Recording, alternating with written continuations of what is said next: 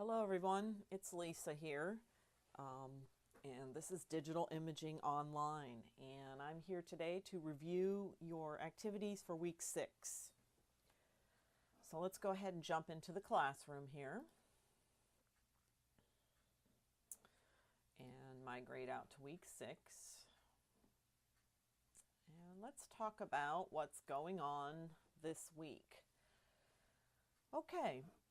So we had spring break last week, and we're back this week to turn in your final digital matte painting project. We've been working on that for about 5 weeks now, and we're ready to finish up and turn that in, and we're going to get started on the next project. And that is also located here in week 6. So in week 6 you have a new project starting, which is project 2, which I'm going to review with you during this lecture. You're turning in week 6 your project 1 final, which is your digital matte painting. And then you also have a lesson from the book this week, and that would be lesson 5, and that's on correcting and enhancing digital photographs, which is going to become very helpful for the next project. So let's just quickly review. Last week I posted a video on the criteria and kind of went through how I'd like you to submit your final project. I've done a write-up here of exactly what I showed you last week in the lecture. So if you didn't see week 5 lecture, you need to go back and look at that, because I went over details regarding how you should be setting up your final project and turning it into me. Just real quick, I'll jump over here into Word. You do have to turn in addition to your layered Photoshop file for that project, a process file, and I recommend you do that in Microsoft Word. And I show you how to do this. Well, not exactly how, but I go over this, putting this together in the week 5 lecture. So this is it here. I'm just going to scroll through it real quick, but you basically need to compile all your previous reports into one. Making sure that in this report, all the images that you're using in your final digital matte painting have image links and citations here in this final process report. Okay, that's the most important thing. So I showed you this last week, so reference that lecture from week 5. Okay. And that's basically this information right here, talking about what you need to have in your final process document.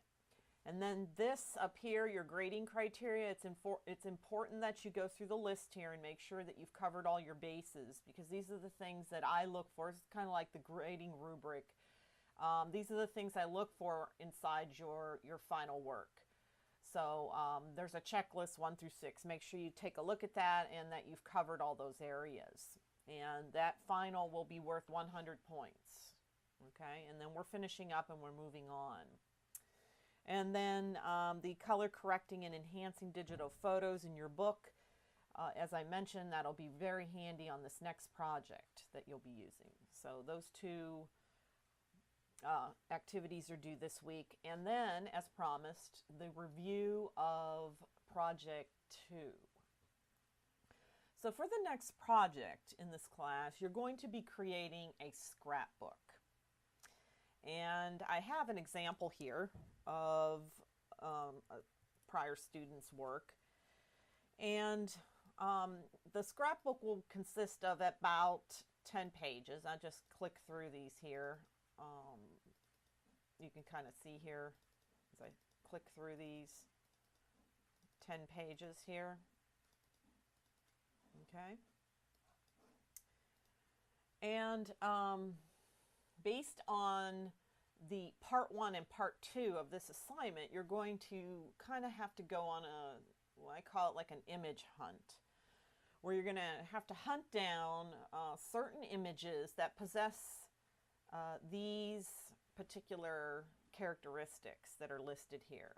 Like from 1 through 6, you need to find over or underexposed images, images with contrast or too much, with no contrast or too much contrast, images with dark shadows, images with bright highlights, images where you want to change the color of something in the photo, and then an image that has some sort of color cast in it.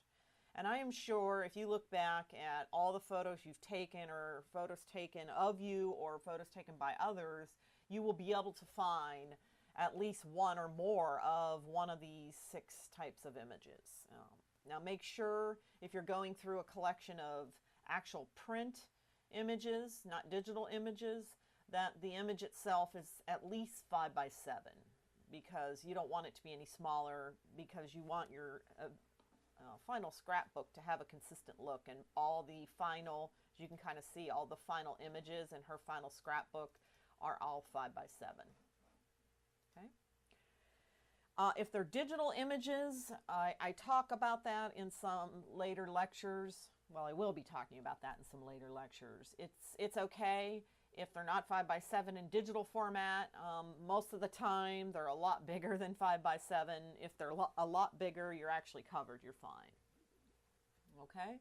And then on the second part here, you have to find 4 images of one image. You need to locate a portrait of somebody in a magazine and scan it in.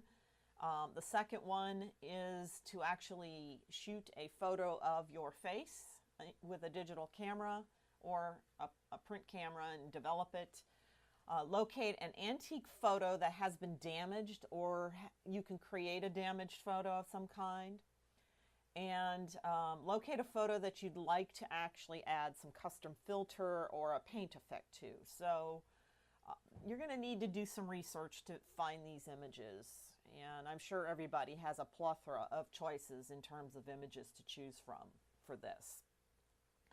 So everybody looks for these images, and then what we're going to do is we're going to progress through a series of, in the first part, a series of photo color corrections to correct images with these problems. And we're going to learn about tools in Photoshop and methods that are very useful for making photography that maybe by chance just happened to be shot in bad lighting, or maybe perhaps there was some focus issues, or bright sun, or what have you. You can still correct those images and make them beautiful and still usable. So we're going to learn all about how to do that.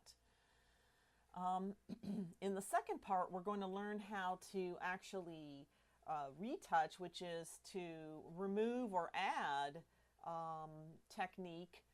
In this case, a filter. We may use retouching tools to remove somebody's a button on some clothing, or a rip in the photo, or dust and hair on the photo. You're going to learn how to color correct those things. This project actually turns out to be very useful, because most of the time when you shoot photos with a handheld camera, you end up having at least half your roll possessing one of these issues, and you need to actually go in and correct it. And so this project should be pretty useful for you in the future if you are into shooting photos, doing scrapbooking, or just making a collection of photos of your family or what have you. This should be a very useful project for that. Now the other thing is, at the bottom here, I've given you a definition of what some of these terms mean that are listed above, like what is underexposed, what is overexposed, what does no contrast mean, and such. What are shadows, what are highlights, what's a color cast. So hopefully these will be helpful in giving you pointers to locate these images. Okay.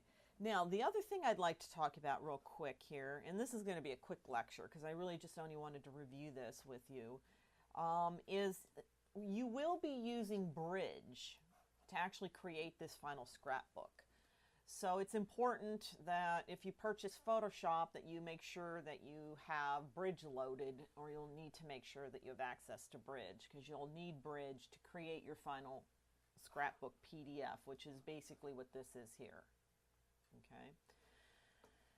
You'll also, in addition to creating the interior pages of your scrapbook, let's go back here, you will be designing a cover for your scrapbook and a table of contents for your scrapbook. So you'll be doing both of those pages in Photoshop. So you'll get a little experience with laying out a page for a cover, and you'll get a little bit of experience setting some text for your table of contents. So overall, this is kind of a fun project. This is a project that I love doing face-to-face, because what I have the students do in a face-to-face scenario is they actually have to go get this printed, and they make a book, a spiral-bound book, and they have it as a keepsake. It usually turns out to be a really nice family memento of photos of the family or what have you, or photos of a vacation. And if you choose to want to take this project further beyond what's required in the class and actually, make a printed book, you can certainly go ahead. I can give you some information on doing that. But that's not what's required for this class, because it's online. I can't require you to physically have to hand me a project. So, but I'm just letting you know, if you wanted to explore that on your own, you certainly could. I can give you information on that. Okay. So the final project itself will be worth 100 points.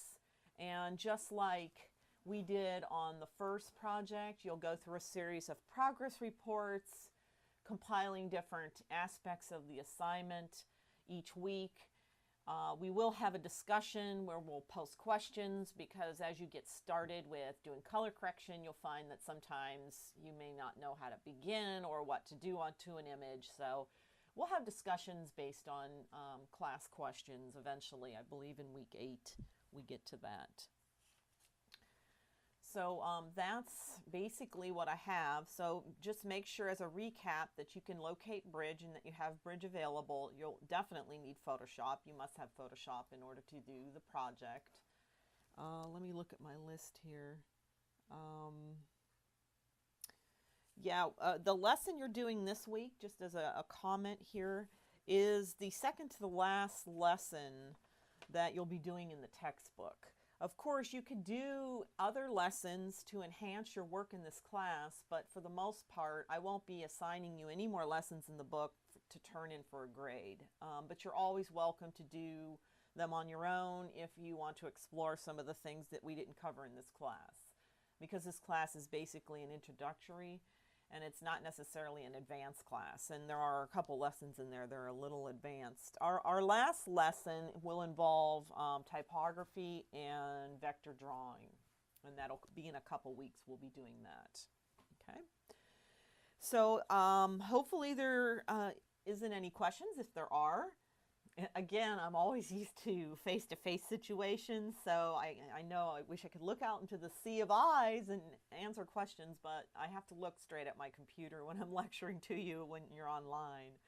So if you have any questions, please post those in the problems and solutions area, and I'll look forward to seeing your final for your digital map painting. I just want to make a comment. I was really impressed at the outcome of that project from the class. So kudos to many of you who did a great job on that project, and I'm looking forward to seeing the final. So until next week, we'll talk to you later.